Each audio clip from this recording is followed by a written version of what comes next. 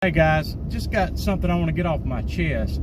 Been noticing some functional fitness coaches, namely Joel Seedman, Dr. Joel Seedman, and this guy named Naughty Aguilar from Functional Patterns, and their ilk. And essentially what I'm noticing is that they have a tremendous following, that other coaches sometimes criticize them, but I notice they're doing it from the periphery and being very, I don't know, nice, and they're almost deferential, seeming almost to fear any kind of repercussions or loss of followers for criticizing this crap.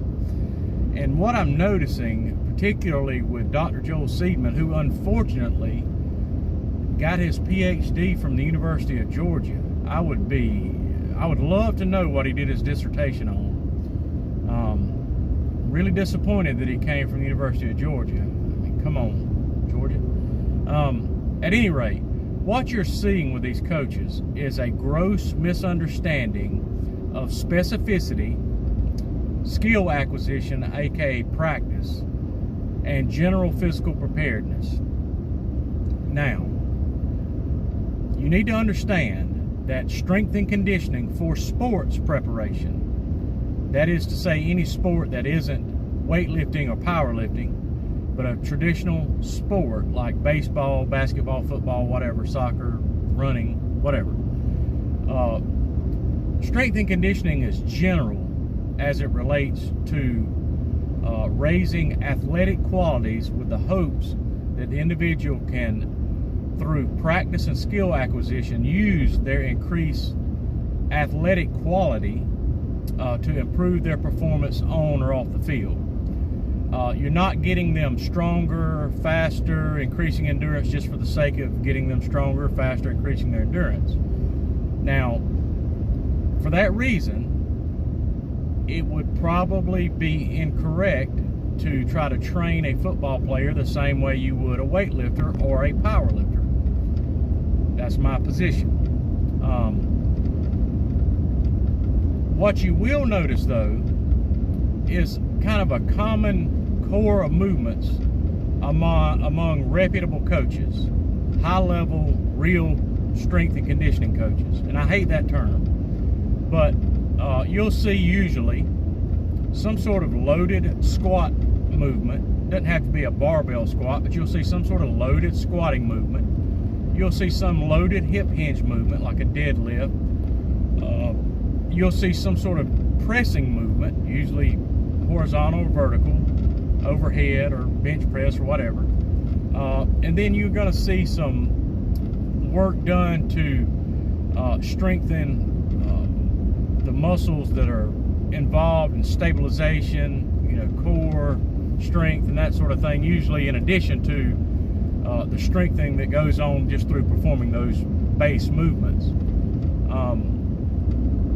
However, what Joel Seedman and Naughty Aguilar tend to imply is that your strength and conditioning, your general physical preparedness, needs to mimic the same positions that you might have during the performance of your sport.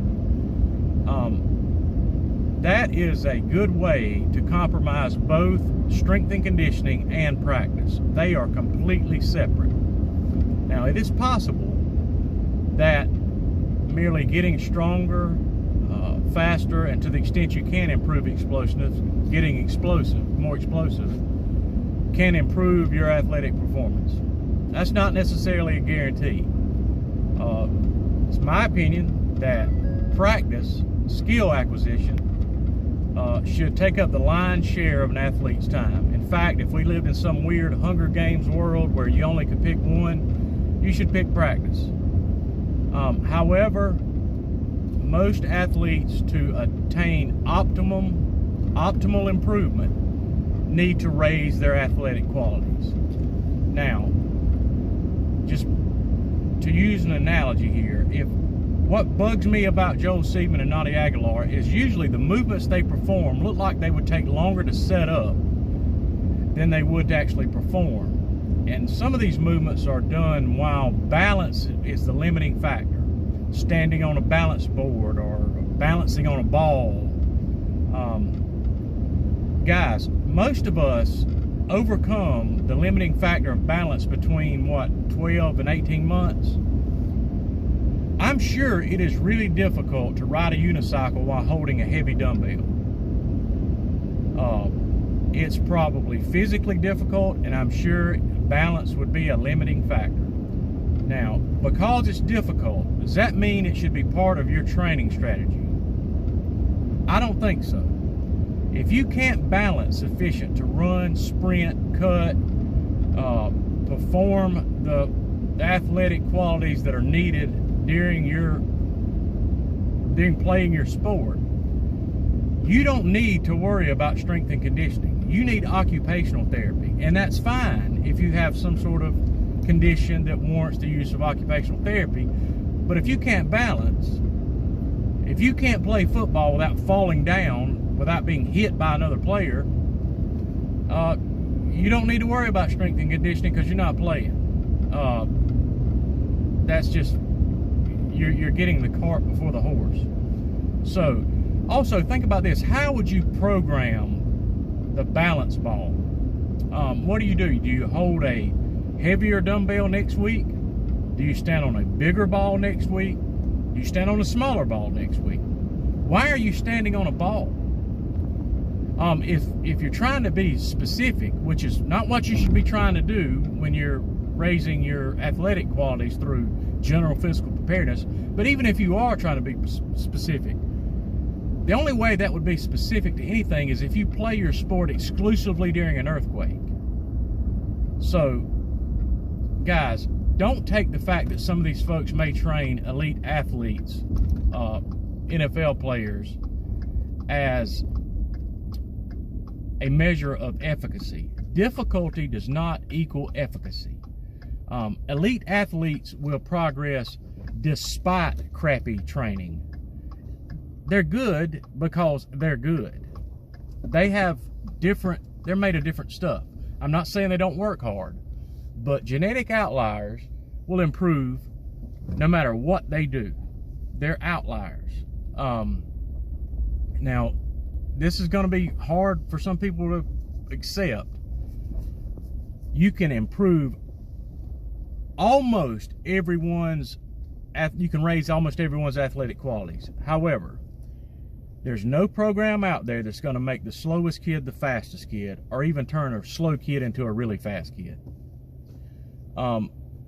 That's a separate topic and separate issue, but guys, please stop buying this junk. GOATA, greatest athletes of all time, and they use as a exemplar of somebody who moves incorrectly, LeBron James. He's a victim of what they call reverse movement technology. First of all, someone uses that term and they're trying to train you, fire them. That term makes no sense whatsoever. Their training modalities are reductionist crap. Let's use LeBron James as an example of someone who moves incorrectly. Only a 4-time finals MVP, 4-time MVP, won championships with 4 different teams. Only player to win NBA championships with 4 different teams. I believe it's 4 different teams.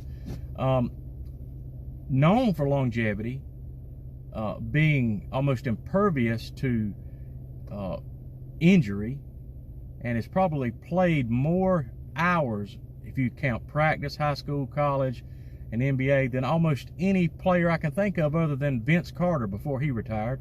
And Vince Carter probably didn't play as many hours as LeBron. LeBron's in the whole game. If that is, the name of their program is Greatest of All Time Athletes, and literally a guy who is in every GOAT debate, I don't care who you ask, when it comes to basketball players, the vast majority of people, the argument's going to be between Michael Jordan, Kobe Bryant, and LeBron James. He is literally one of the greatest of all-time athletes, and you say he's moving wrong. Okay. You get where I'm going with this?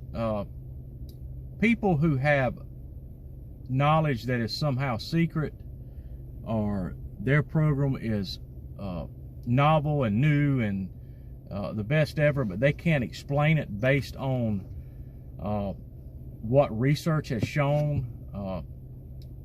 If they've not taken mediocre athletes and improved them markedly and turned them into, you know, really good athletes, why would you trust that person? As bad as it is, guys, there's no secrets out there.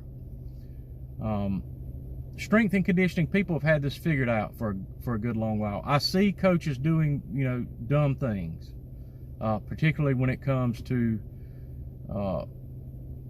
running football players, but that's another topic. Anyway, guys, please quit buying into this crap, quit following these idiots, and quit buying the programs. Thanks.